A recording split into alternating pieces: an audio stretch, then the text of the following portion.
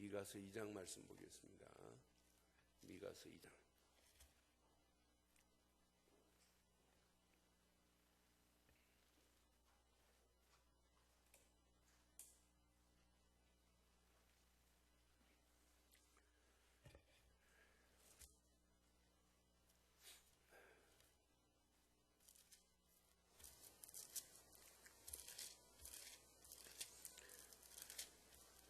지난주 이어서 미가서 2장 우리 6절로 13절을 교독합니다. 미가서 2장 6절로 13절. 그들이 말하기를 너희는 예언하지 말라.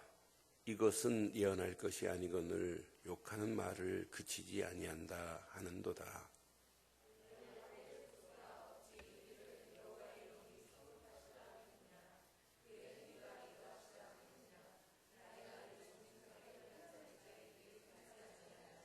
근래 내 백성이 원수같이 일어나서 전쟁을 피하여 평안히 가는 자들의 의복에서 겉옷을 벗기며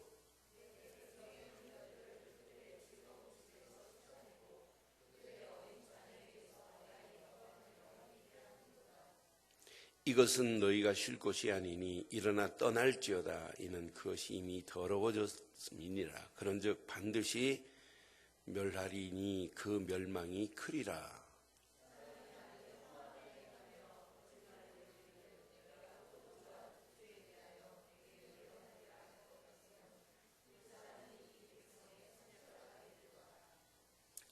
두 절 읽습니다. 야곱아, 내가 반드시 너희 무리를 다 모으며 내가 반드시 이스라엘의 남은 자를 모으고 그들을 한 처소에 두기에 보스라의 양떼같이 하며 초장의 양떼같이 하리니 사람들이 크게 떠들 것이며 길을 여는 자가 그들 앞에 올라가고 그들은 길을 열어 성문에 이르러서는 그리로 나갈 것이며 그들의 왕이 앞서가며 여호와께서는 선두로 가시리라. 아멘. 제가 자랄 때 저희 형이 6명 있었습니다. 그러니까 남자가 7명이었어요. 여자가 3명이고. 그런데 남자 7형제 중에 5번째, 제가 7번째인데 5번째 그 형이 하도 많으니까 하나, 둘, 셋, 4번째 형이네요. 4번째 형이 운동을 하신 분이에요. 태권도를 하신 분이에요. 그래서 바른 것, 그릇된 것을 반드시 구분해요. 제가 뭐 잘못한 게 있다, 성적이 떨어졌다. 근데 우리 아버님보다 더 그 형이 관섭을 하세요. 그런데 늘 어떤 때는 말로 하다가 어떤 때는 충격을 가해요. 그런데 충격을 가한 다음에 반드시 그 보상을 해요, 이분이. 마음이 여리니까 데리고 나가서 어떤 때는 짜장면도 사주고 그러면서 또 위로해주고 힘주고 혼낼 때 그래 속으로는 혼낼 때는 언제고 또 짜장면 사줄 때는 언제냐라고 이제 하는 마음도 들을 정도예요. 저는 오늘 이 아침 미가서 2장을 보면서 우리 하나님 마음이 그래요. 하나님은 이스라엘 백성들이 잘못하면 내가 심판할 것이다. 아니 내가 너희에게 재앙을 내릴 것이다 라고 하시지만은 궁극적으로는 심판해서 그들을 죽이려고 재앙을 내려서 그들을 멸절시키려고 하는 것이 아니라 깨닫고 돌아와라고 하는 사인 아니에요. 그러니까 깊이 보면 모든 심판, 모든 재앙의 경고 메시지 뒤에 숨어있는 하나님의 사랑, 하나님의 긍휼, 하나님의 자비, 하나님의 인자하심이 항상 숨겨 있어요. 이러면서 그들이 잘못된 길로 가고 있지만 지난주 미가서 1장을 보면서 지금 유다라고 하는 민족의 언약 공동체가, 예배 공동체가 다 무너졌어요.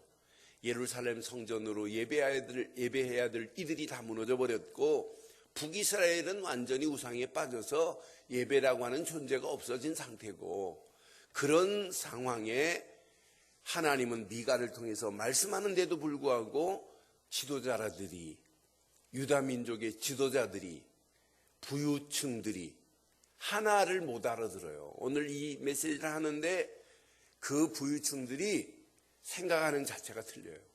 그러나 하나님께서는 궁극적으로 내가 너희를 심판하겠지만은 그러나 너희를 초장으로 인도할 것이다 라고 하는 메시지예요. 그래서 저는 오늘 제목을 이렇게 삼았습니다. 함께 하겠습니다. 초장의 양떼같이 인도해 주시옵소서. 다시 한번 하겠습니다. 시작. 초장의 양떼같이 인도해 주옵소서. 이런 축복이 저와 여러분 것 되기를 바랍니다. 초장의 양떼같이 궁극적으로는 내가 너희를 인도해 내겠다라고 하는 메시지예요. 그러면 실상을 한번 보세요. 하나님께서 재앙을 내릴 계획을 갖고 계세요. 저는 이 말씀을 확인하면서 맞다, 그렇다. 이스라엘 백성들이 하나님 앞에서 3절에 보니까 그러므로 여호와의 말씀이 내가 이 족속에게 뭘 계획하셨어요? 재앙을 계획하나니 너희는 목이 이 안에서 벗어나지 못할 것이요 또한 교만하게 다니지 못할 것이라. 이는 재앙의 때라고 하는, 하나님이 분명히 재앙을 내리시겠다고 재앙을 계획하신 분이 하나님이시란 말이에요. 그럼 왜 이스라엘 백성들이 재앙을 당해야 되느냐? 그럼 이스라엘의 영적인 실상을 한번 잘 확인해 봐요.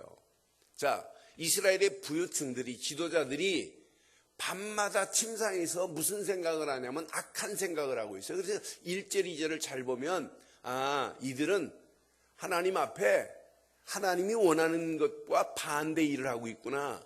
그들이 침상에서 죄를 꾀하며 악을 꾸미며 날이 밝으면 그 손에 힘이 있으므로 그것을 행하는 자는 화 있을진저. 밤마다 침상에서 무슨 생각하고 자요? 어떻게 하면 죄를 지을까? 어떻게 하면 악한 것을 꾸며서 저 가난한 자들의 손에 있는 것을 빼앗을까? 이런 계획만 하고 있단 말이에요. 2절 보세요. 2절에 보니까, 자, 시작. 밭들을 탐하며, 가난한 자의 밭을 탐하고, 탐하는 것으로 끝나지 않고 탐하고 뭐 했대요? 빼앗고 집들을 탐하여 차지하니 그들이 남자와 그의 집과 사람과 그의 산업을, 아니 하나님을 섬긴다고 하는 유다 지도층들이, 부유한 자들이, 지도자들이 가난한 자의 밭이나 탐하고 그 집이나 탐하고 남자나 그의 집과 사람과 그의 산업을 강탈하고 있는 상태예요. 그러니까 영적으로 얼마나 혼탁하다고 하는 것을 분명히 지금 말씀하고 있단 말이에요. 이런 상황에 하나님은 저들을 그냥 두면 안 되겠구나 라고 재앙을 계획하신 분이 하나님이십니다. 그러니까 자기들의 손에 가지고 있는 권력과 법을 가지고 백성들을 쥐락펴락하는 거예요. 자기 손에 백성들을 잡았다가 놔줬다가 하는 거예요. 그러면서 하나님 앞에 권력을 가지고 그들의 재산을, 가난한 자들의 계산을 강탈했다고 지금 성경은 기록해요. 이런 상황이란 말이에요. 그러니까 가난한 백성들은 하소연할 데가 없어요.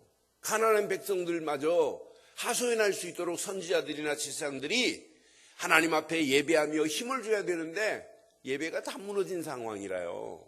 그러니까 가난한 자들도 하소연할 수 없는 상황에 하나님께서는 궁극적으로 저들을 그냥 두면 안 되겠구나. 내가 아수르를 보내서, 바벨론을 보내서 저들을 70년 동안 포로로 집어넣어버려야 되겠구나 하는 계획을 하나님이 세우신 것이라 이 말이에요. 그러니까 이스라엘 백성들의 재산을 궁극적으로 보면 누구 재산이에요? 이스라엘 백성들이 지금 가지고 있는 땅이나 가지고 있는 집은 누가 주신 거예요? 하나님이 12지파에게 땅을 분배해가지고 다 나눠준, 하나님이 이스라엘 백성들을 골고루 12지파에게 나눠준 거란 말이에요. 나눠준 것인데, 하나님이 축복한 축복인데, 하나님이 허락하시는 은혜에 주신 땅들인데 부유층들이, 지도자들이 다 강탈해. 탈취하는 이런 상황에 있다 이 말이에요. 오늘 이 말씀을 여러분 잘 보세요. 그런 상황에 하나님은 분명히 지금 말씀하고 있습니다. 말씀하고 있는데도 불구하고 선지자 미가를 통해서 하나님께서 너희들을 하나님이 재앙을 내리실 것이라 이렇게 하니까 이 지도층들이 미가한테 뭐라고 하는 줄 아세요? 잘 봐요. 하나님 말씀을 듣기를 거절하는 지도층들 봐요. 저는 6절 말씀을 보면서 6절 확인해 드릴게요. 그들이 말하기를 너희는 예언하지 말라. 그것은 예언할 것이 아니거늘 욕하는 말을 그치지 아니한다 하는도다. 미가가 하나님께서 너희에게 이런 재앙을 내릴 것이라고 하니까 미가가 말하는 게 아니잖아요. 하나님이 미가 선지자를 통하여 말씀하시는 그 말씀을 거절해요. 그것도 저는 이 말씀을 보면서 격분하는 모습이 영어로 보니까 써 있더라고요. 격분하면서 말도 안 되는 소리 하지 마라 라고 격분하는 그들의 외침을 보세요. 하나님 말씀에 순종해야 되고 하나님 말씀이 정직히 행해야 될 그들이 격분하면서 말할 때 미가가 7절에 이렇게 말씀해요. 7절 너희 야곱의 족소가 어찌 이르기를 여호와의 영이 성급하다 하시겠느냐, 그의 행위가 이러하시다 하겠느냐. 나의 말이 정직하게 행하는 자에게는 뭐 할 것이다? 유익할 것이다. 내가 너희에게 여호와 하나님은 재앙의 하나님이시다, 재앙을 계획하셔서 하나님이 이 땅을 심판할 것이다 라고 말하면은 네가 하나님 앞에 꺼리낌이 없고 정직하다면 그것이 더 유익한 것이 아니냐라고 하는 거예요. 여러분, 오늘 이 말씀을 여러분 내게 적용을 잘 해보세요. 오늘 이 하나님 말씀을 내게 적용을 해보세요. 저는 이 말씀을 묵상하는 중에 하나님 맞습니다. 하나님 말씀이 내게 부당합니까? 아니잖아요. 하나님 말씀은 나를 바른 길로 인도하라고 주시는 메시지인 줄 믿어요. 하나님은 나를 바른 길로, 하나님이 계속해서 우리가 말씀 한 장 한 장 이렇게 보고 가면서 이 말씀을 잘 붙잡고 보시면은 하나님이 우리 교회를 향한 메시지구나. 하나님이 이렇게 완벽하게 원하시는 게 바로 이런 길이구나. 우리는 저도 장로님들도 권사님들도 깨닫고 하나님이 원하는 길로 같이 붙잡고 가야 돼요. 목사님이 강단에서 말씀 가지고 치네 그러면 큰일 납니다. 칠 말씀이 어디 있어요? 그냥 말씀 똑같이 붙잡고 가는 거지. 그렇잖아요. 그러니까 이 말씀은 부당한 메시지가 아니에요. 네가 진짜 바르게 신앙생활하고 있다면 이 말씀은 너에게 유익한 거 아니냐라고 지금 미가가 지도자들에게 지금 메시지하는 거예요. 그러면서 그 다음 절 보면 실상을 쭉 보면 그들이 실상은 8절에 보니까 근래에 내 백성이 원수같이 일어나서 전쟁을 피하여 평안히 지나가는 자들의 의복에서 이 정도로 탈취합니다. 평안히 지나가는 자의 의복에 겉옷을 벗기며 그것만이 아니에요. 9절 보세요. 내 백성의 부녀들을 그의 즐거운 집에서 쫓아내고 탈취했다는 얘기예요. 그들의 어린 자녀에게서 나의 영광을 영원히 저는 이 말씀 묵상하는 중에 어린 자녀들에게 하나님의 언약을 심어줘야 되고 하나님의 말씀을 심어줘야 되고 하나님 앞에 예배하는 걸 심어줘야 되는데 부모들이 한 게 하나도 없고 지도자들이 한 게 하나도 없어. 결국은 어린아이, 어린 자녀에게서 하나님의 영광을 영원히 송두리째 빼앗아가 버렸구나.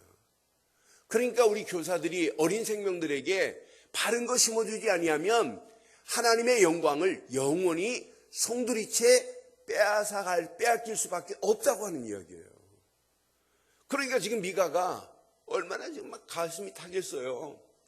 하나님께서 자기 민족 언약 공동체가 바로 서서 하나님께 영광을 돌려야 할 그런 상황인데, 지도층들은, 부유한 자들은 가난한 자들의 것을 빼앗고, 집도 빼앗고, 부녀들도 강탈하고, 심지어는 어린아이들 속에 언약을 심어줘야 하는데 언약 안 심어주고, 결국은 어린아이 속에, 어린 자녀들 속에 하나님의 영광을 영원히 빼앗길 수밖에 없도록 잘못된 길로 인도하고 있으니 얼마나 안타까워요.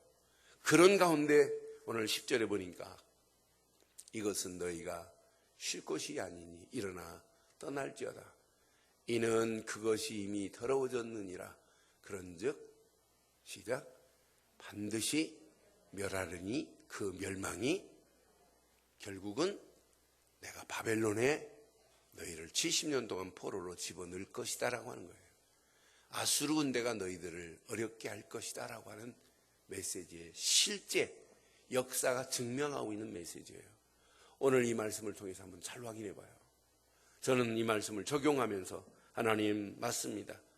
언약을 상실하면 복음의 가치를 잃어버리면 이 말이에요. 분별을 못해요. 무분별하게 돼요. 그러니까 신앙생활은 여러분 언약의 가치, 복음의 가치, 내가 믿는 믿음, 예수를 그리스도로 믿는 믿음의 가치를 바로 하지 않으면 안 되는 이런 상황이라요. 여러분 갈수록 사람의 귀를 달콤하게 만들고 신앙생활을 엉터리로 말하는 목사들가 있고 교회가 있어요. 오늘 아침에 확인해 보니까 예수를 그리스도로 믿는다고 구원인 줄 아니? 라고 하는 사람이 지금 뜨고 있어요. 그러면 나는 그래서 아니 윤리 도덕을 지켜야 된다는 얘기예요. 지켜야지요 당연히. 그게 구원의 기준은 아니란 말이에요. 그렇잖아요. 예수를 그리스도로 믿고 하나님 자녀되면 윤리적으로나 도덕적으로나 사회적으로나 덕이 되고 이 시대를 사랑하고 저 죽어가는 영혼들을 사랑하는 당연한 마음을 갖게 되는 거지. 아니 구원받지 않고 아무리 윤리나 도덕적으로 잘 지킨다고 하나님이 너는 윤리적으로 도덕적으로 잘했으니까 내가 구원시켜주마, 이런 하나님이 아니란 말이에요. 그러니까 그런 말에 사람들이 연혹돼가지고 사람들이 막 몰려들는 모습을 보면서 참 희한하다. 여러분 언약 잃어버리면 아무리 바른 사람이라 할지라도 하나님이 인정 안 합니다. 예수를 그리스도로 믿지 않는 사람이 아무리 헌금을 10억 100억을 한다고 하나님이 너는 구원시켜줄 가치가 있다라고 안 하십니다. 구원받은 자가 너무 감사해서 하나님 앞에 영광 돌리는 건 있을 수 있지만 하나님이 원하는 기준, 저는 무너져가는 유다 민족들, 완전히 우상에 빠져있는 북이스라엘 사마리아 중심으로 무너져 있는 그들의 모습의 실상을 보면서 오늘 모습이나 일반일 수 있구나. 언약 없는 신앙생활, 언약 없는 가정, 언약 없는 시대는 분별을 못해요. 그러니 분별을 못하니까 선지자를 통해서 말씀을 하는데도 불구하고 그 말씀에 격분하는 그 어리석은 모습을 한번 보세요. 결국 하나님이 허락하시는 말씀을 격분한다 이 말은 교만에 빠져 있다 이 말이에요. 하나님 말씀이 맞다면 하나님 내가 그 말씀 앞에 무릎을 꿇겠나이다 라고 해야 되는데 하나님 말씀을 거부하고 격분하는 그들의 모습을 봐요. 그러니 마땅히 하나님이 원하는 그곳으로 가야 할 그들이 하나님과 반대의 길로 가면서 가난한 백성들을 강탈하는 어리석은 모습을 우리는 보면서 결국은 재앙을 자초할 수밖에 없구나라고 하는 메시지의 방향을 한번 확인하면서, 그럼 오늘 보세요. 하나님은 궁극적으로 하나님이 준비하신 축복이 있어요. 저는 12절 13절 확인하면서 이런 재앙을 내리는 가운데라 할지라도 하나님은 항상 준비하는 축복이 있구나. 이 축복 속에 저와 여러분들이 쓰임받기를 바랍니다. 야곱아, 내가 반드시 너희 무리들을 다 모으며 내가 반드시 이스라엘의 남은 자를 모으고 그랬어요. 반드시 너희 무리를 다 모으시려고 계획하신 분이 하나님이시고 반드시 이스라엘에 누구를 준비해 놨어요? 남은 자를 준비해 놓으시고 남은 자를 모아서 다시 이스라엘 땅으로, 유다 땅으로 보낼 계획을 하신 분이 하나님이십니다. 하나님이십니다. 그럼 저와 여러분들은 남은 자의 축복 속에서 쓰임 받기를 바랍니다. 이게 바로 렘넌트란 말이에요. 남은 자, 하나님이 영광 받으시려고 하나님의 복음을 위하여 하나님의 무너진 교회를 세우기 위하여 하나님이 이렇게 남은 자를 준비하셔서 바벨론에서 70년 이후에 다시 돌려보내겠다 이 말이에요. 이러면서 보세요. 그들을 한 처소에 두기를 시작 보스라의 양떼같이 하며 그랬어요. 저는 보스라 하는 순간에 얼마나 은혜가 되든지요. 보스라라는 말은 뭐냐면 요새, 요충지, 또 어떤 의미냐면요. 옹벽을 싸서 철웅성처럼 이렇게 웅성을 만들었다고 하는 완전한 보호막을 이야기할 때 보스라라고 그래요. 보스라가 그런 의미가 있어요. 그러면서 더 중요한 것은 양의 우리를 보스라라고 그래요. 그러니까 양들이 하나님이 준비한 축복의 도가니가 보스라라. 그래서 그런 의미로 보스라라는 단어가 참 의미 있어요.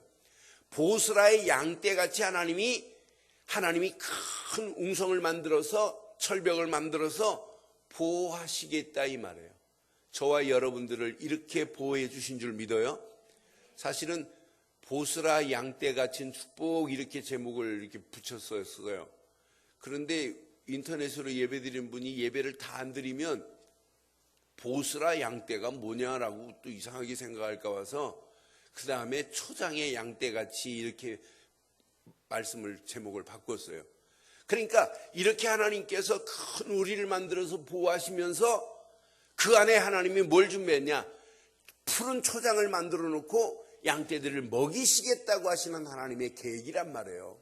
저와 여러분들은 하나님이 보스라 양떼같이 이렇게 불러 모으셨고 하나님이 우리를 보호하고 계시고 우리에게 푸른 초장에서 마음껏 꿀을 먹을 수 있도록 우리를 인도하고 계시는 줄 믿습니다.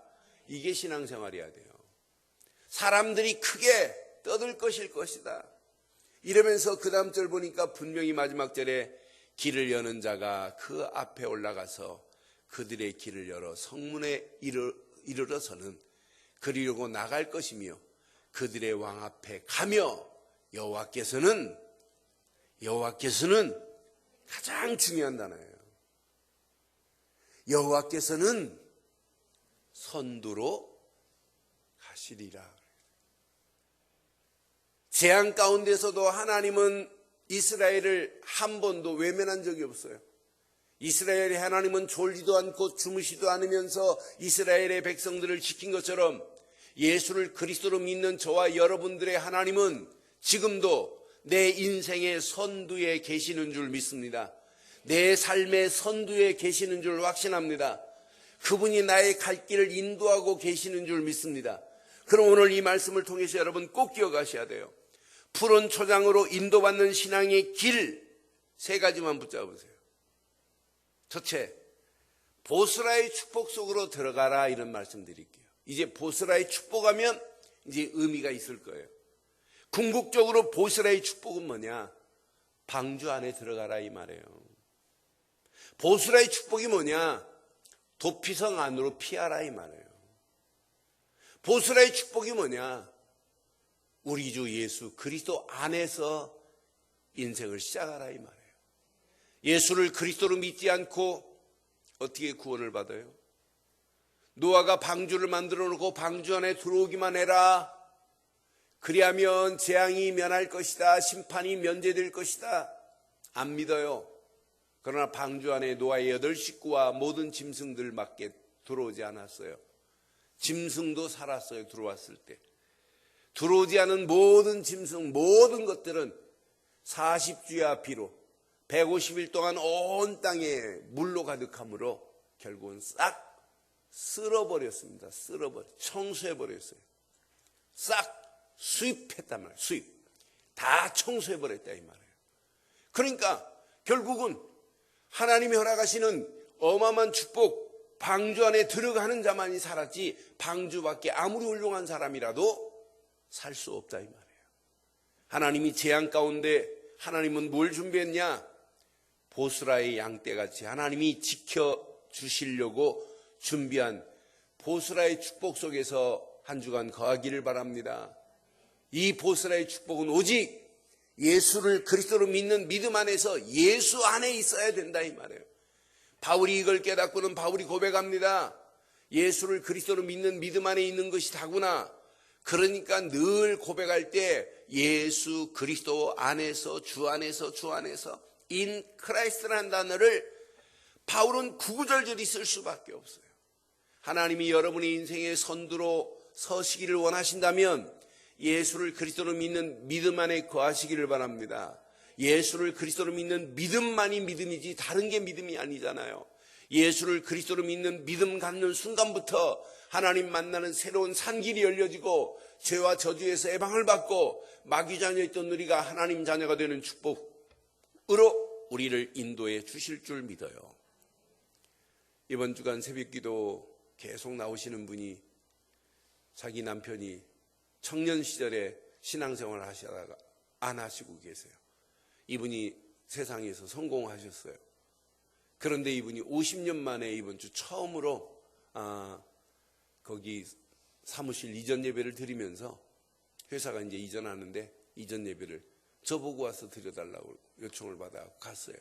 그런데 궁극적으로는 남편 속에 복음 하나를 심어주라고. 그래서 예배 드리고 나서 사장실 들어가가지고 그분한테 복음을 전해서 왜 예수를 그리스도로 믿어야 되는 원리를 설명했는데 알아들었어요. 하나님 앞에 아무리 나가서 예배해도 하나님 인정 안 하신다. 하나님이 인정하는 건 목사라고 인정하는 것도 장로, 권사라고 인정하는 게 아니라 예수를 그리스도로 믿어야 되는 원리를 설명했어요. 그 자리에서 이분이 예수를 그리스도로 믿으셨어요. 50년 신앙생활 안 한 자기 인생을 돌아보니까 허망한 거예요. 진짜 어리석게 신앙 살았구나. 나이 76에 이분이 처음으로 예수를 그리스도로 믿고 영접한 모습을 보고 같이 식사하면서 대화하는데 얼마나 은혜가 되든지요. 사랑하는 성도 여러분, 보스라의 양떼같이 보스라의 축복을 마음껏 누리기를 바랍니다. 그것이 저와 여러분들의 영원한 도피성이잖아요. 그 안에 있으면은 하나님이 큰 철옹성 같은 것으로 다 둘러버렸어요. 보스라는 하나님의 양의 우리를 쫙 보호하고 있다는 의미란 말이에요. 하나님이 보호할 수 있는 유일한 길은 예수를 그리스도로 믿고 예수님만이 내 인생의 방주요, 예수님만이 내 인생의 영원한 도피성인 줄 믿습니다. 그것만이 안전합니다. 그것만이 하나님의 능력이 체험됩니다. 그것만이 행복이 들어있습니다. 그 안에 모든 축복을 마음껏 누리는 한 주간 되시기를 바라요. 분명히 재앙의 날이 와요. 그래서 예레미야 17장 17절에도 주는 내게 두려움이 되지 마옵소서. 재앙의 날에 주는 나의 뭐가 되신다고요? 피난처가 되신다니까요. 만약 피난처를 찾지 않으면 그 재앙은 내게 임할 수밖에 없어요. 그래서 히브리서도 분명히 말씀해요. 히브리서 6장 18절에도 분명히 말해요. 이는 하나님이 거짓말을 하실 수 없는 두 가지 변하지 못할 사실로 말미암아 앞에 있는 소망을 얻으려고 시작. 피난처를 찾은 우리에게 큰 안위를 받게 하려 하심이라 그랬어요. 피난처 되시는 예수 안에 들어오기만 하면 우리에게는 큰 행복 정도가 아니라 큰 위로 정도가 아니라 큰 안위함을 받아서 하나님과 함께하는 축복의 역사가 새롭게 시작될 줄 믿습니다. 이런 자에게 두 번째, 오늘 봐요. 지도층들이 하나님 말씀을 선포하는 미가의 말을 안 들어요. 오히려 막 격분하잖아요. 격분. 그럼 우리는 반대로 하나님 말씀에 절대 순종하는 신앙의 길을 가기를 주의 이름으로 축원합니다. 하나님의 말씀에 그냥 순종이 아니에요. 절대 순종해야 돼요. 그럼 하나님 말씀을 내가 절대 순종할 수 있느냐? 약속으로 믿으면 순종도 가능해요. 내가 하나님 말씀을 순종해야지 하고 내 의지 가지고 신앙생활하면 안 되지만은 성경 66권이 전부 약속입니다. 내가 보낸 예수만 믿어라 구원하겠다. 믿었냐? 그럼 내가 성령을 보내마. 약속대로. 내가 너와 함께하겠다. 전부 약속이에요. 성경 66권이 약속으로 되어 있는데 우리는 약속으로 안 믿고 내가 하려니까 신앙생활이 어려워요. 하나님 말씀을 무엇으로 붙잡자? 약속으로 붙잡기를 바랍니다. 약속하신 분이 하나님, 약속을 지키실 분이 하나님이시란 말이에요. 그러니까 창세기 21장 1절처럼 사라에게 아브라함에게 분명히 아들을 주마 그랬는데 약속을 안 믿잖아요. 아니 무슨 아이를 얻는다니, 아니 내가 경수가 끊어졌는데 어떻게 아이를 낳는다니, 말도 안 되는 소리 아니냐라고 하지만 하나님께서 창세기 21장 1절에 분명히 여호와께서 말씀하신 대로 사라를 뭐 하시고 돌보셨고, 여호와께서 말씀하신 대로 사라에게 뭐 하셨고, 하나님이 말씀하신 대로 사라를 돌보고 경수가 끊어졌다 할지라도 하나님은 돌 가지고도 아브라함 자손을 만들 수 있는데 경수를 다시 생성시키지 못하겠어요? 근데 하나님은 분명히 아들을 주잖아요. 창세기 21장 6절에 보면 그 아들이 이삭 아니에요. 나는 그래서 하나님은 약속하신 대로, 약속대로만 믿기만 하면 하나님은 말씀 붙잡은 우리에게 약속하신 대로 응답하실 줄 믿습니다. 그 약속을 붙잡고, 약속의 말씀을 붙잡고 깊이 한번 묵상해 보세요. 묵상 지난주부터 말씀드렸어요. 묵상은 내가 지금 문제가 있다, 그런 말씀을 붙잡고 묵상한다면 말씀만 보여야지 내 문제가 보이면 묵상 아니에요. 내 환경이 지금 열악하다, 이 환경을 가지고 하나님 앞에 말씀을 붙잡았어요. 그러면 말씀만 보여야지 내 환경이 보이는 것은 말씀 안 붙잡았다는 확신한 증거예요. 묵상 앞에 내 자신이 완전 말씀 앞에 지배당하는 걸 묵상이라고 그래요. 오늘 하나님 말씀을 묵상하다가 하나님이 원하는 새로운 길을 발견하면 그 길을 따라가는데 하나님은 그 앞에 선두로 계신다는 약속의 말씀을 붙잡으시고, 말씀 붙잡고 가는 여러분 앞에 하나님은 선두에 서 계시는 줄 믿습니다. 그래서 강단은, 교회는 반드시 하나님이 강단을 통하여 말씀을 주신 말씀을 선포했어요, 여호수아는. 그런데 유사주들이, 장로들이 말씀을 딱 받은 것 가지고 백성들에게 말씀을 다시 선포해 줬어요. 나눠줬어요. 그러니까 요단강이라고 하는 큰 문제 앞에 백성들과 장로들과 모든 자들이 딱 서는 순간에 기적이 일어나잖아요. 그러니까 교회는 강단에 주시는 하나님 말씀을 선포된 순간부터 그 말씀을 가지고 함께 원네스가 돼야 돼요. 아, 하나님께서 이런 말씀을 주셨는데 우리가 뭐 고민할 필요 뭐 있니? 그 말씀을 가지고 힘을 주고 말씀을 가지고 자꾸 포럼을 해야지, 세상 얘기하고 웃기는 얘기하면 그건 의미 없어요. 응답 없어요. 오늘 이 말씀 잘 붙잡으시고 하나님 말씀에 어리석게 지도층들이 격분했던 바보 같은 신앙에서 우리는 벗어나시고 하나님 말씀을 약속으로 붙잡고 그 말씀을 절대 순종하는 신앙의 길을 가기를 주의 이름으로 축원합니다. 마지막, 지금도 하나님이 원하는 게 있어요. 저 재앙 만난 저 현장을 보스라의 양떼처럼 돌보시기를 원하고 초장의 양떼처럼 인도하시기를 원하신다는 사실을 묵상해 보면 금방 답이 나오잖아요.